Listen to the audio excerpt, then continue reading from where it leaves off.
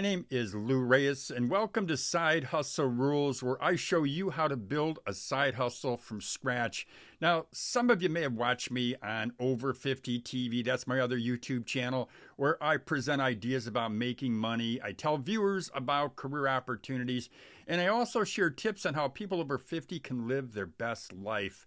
Now, before YouTube, I own businesses that generated millions of dollars a year in sales, and that includes a chain of business-to-business magazines. I owned a weekly newspaper, 2 national trade show companies. I owned a weekly radio show and almost a dozen other businesses, and I started all of these businesses from scratch.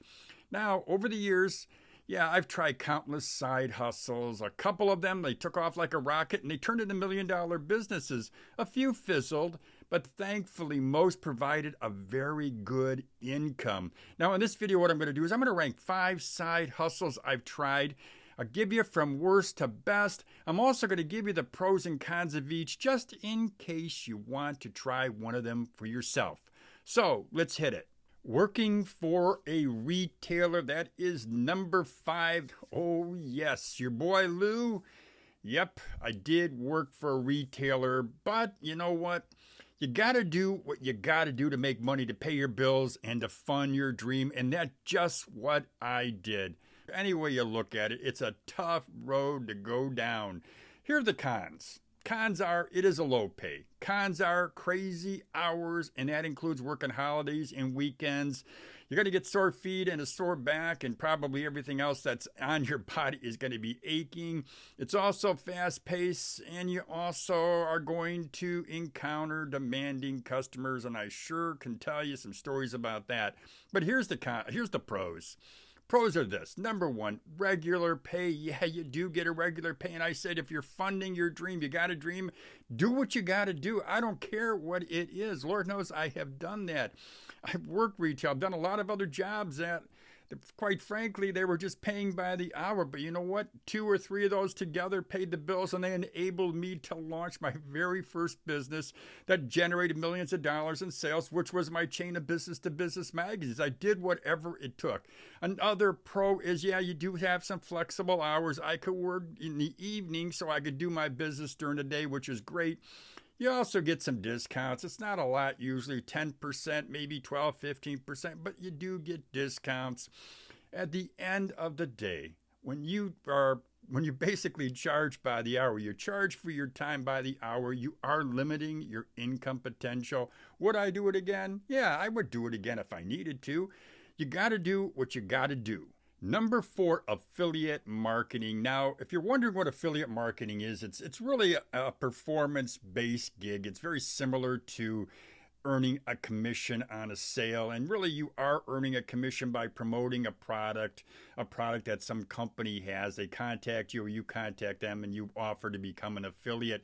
Now, as an affiliate though, my job was to drive traffic or drive sales through a referral link that they gave me, just a small link I would put in the description box of one of my videos. Or sometimes what I even did is I put that link in a post on Facebook, and every time someone clicked on it, well, you know what, I would earn a small percentage of the revenue. And the more affiliate links you have, the more money, potentially the more money you could make. Now, one of the pros that I liked about this anyway, it is easy to execute. And as I said, your side of the equation really just involves taking that affiliate link and inserting it in a description box, whether it's, I used YouTube as I mentioned. I also put it in Facebook, but you probably could do it as well in Twitter or some other, or X as they're calling it now, or some other social media page. Another thing though that was I would just say was a pro was it's low risk, because there's no cost to join an affiliate program. You can start making money with any established affiliate product, and there's really no upfront investment, which is what I liked. Another thing is it's passive income. Just get your link, you get the link, you insert it, and basically you could forget about it. When you get paid, they'll notify you when somebody makes a purchase. So that's a nice thing to do too. I also like the idea it's easy to scale in that you can have a number of affiliate links, just insert them in different posts, and you can make some money. But here are some of the cons of this particular side hustle. you have to invest time in creating traffic sources. So if you've got a Facebook page, you've got to make sure you're getting some traffic. Now, I also think that influencers, people like me, or maybe even people like you, if you decide you want to become an affiliate, go this route as an affiliate, sometimes the companies don't value as much as I think that they should. You're doing all the work. You're creating the traffic source, and when they pay you, yeah, you know what, sometimes, and I've seen this happen, sometimes you don't get paid as promptly as you think you should. I also wonder sometimes if I'm being paid enough.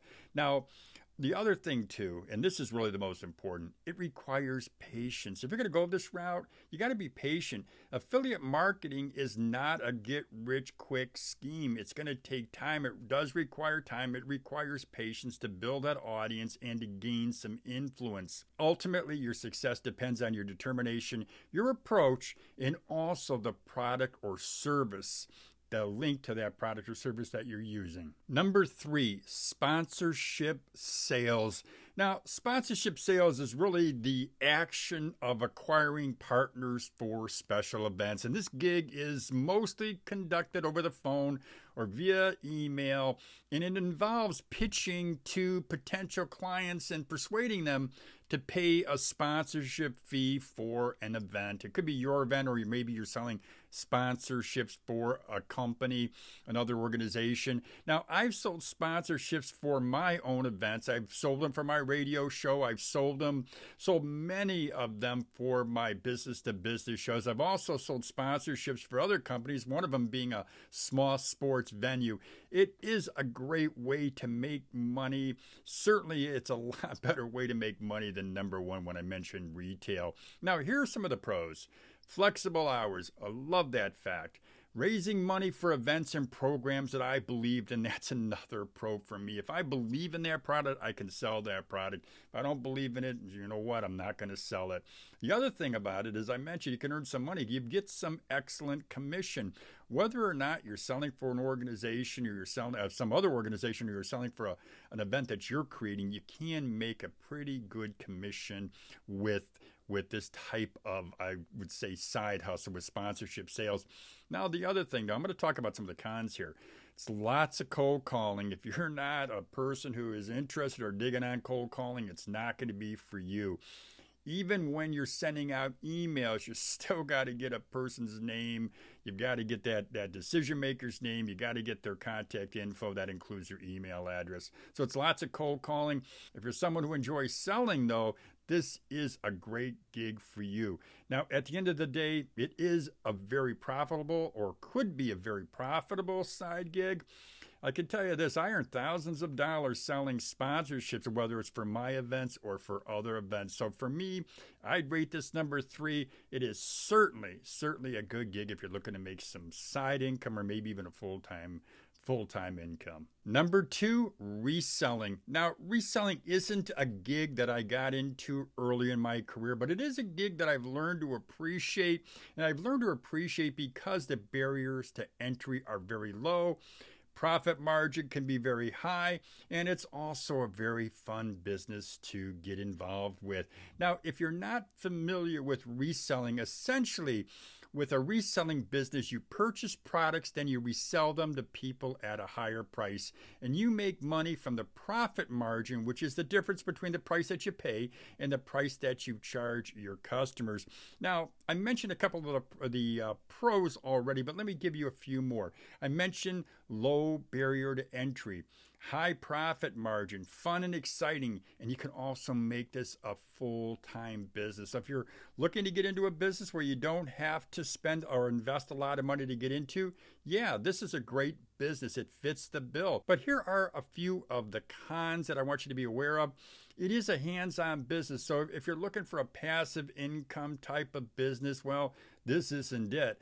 Now, the other thing, and I've seen this happen with a few folks that I know, you could get stuck with inventory, particularly if you decide you're going to go ahead and buy at a closeout from a retailer. You buy a carton, or I say a shopping cart full of product, and you end up you don't sell it, or maybe it takes you a long time to sell. You've got to watch what you buy. That's very important. Another thing too is warehousing. Some folks, well, you know what? They want to expand the business. They're seeing how profitable it can be.